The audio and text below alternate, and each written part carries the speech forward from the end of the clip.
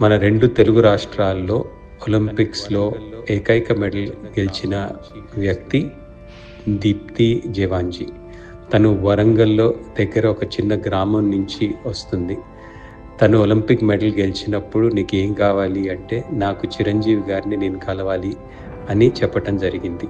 నేను చిరంజీవి గారిని మొన్న కలిసినప్పుడు అడిగితే, చిరంజీవి గారు గొప్ప మనసుతోటి, "అదేంటి అంత పెద్ద అచీవ్‌మెంట్ చేసినప్పుడు నేనే వస్తాను అకాడమీకి" అని చెప్పటం జరిగింది. అది నాకు చాలా సంతోషం వేసింది.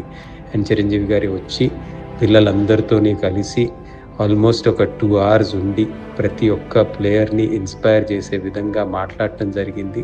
అలాగే ఒక 3 lakhs చెక్ తను దీప్తికి ఇవ్వటం మాకు చాలా చాలా సంతోషం. ఇది మా స్పోర్ట్స్ పర్సన్స్‌కి చిరంజీవి గారు ఇచ్చిన గొప్ప గౌరవంగా మేము భావిస్తాము.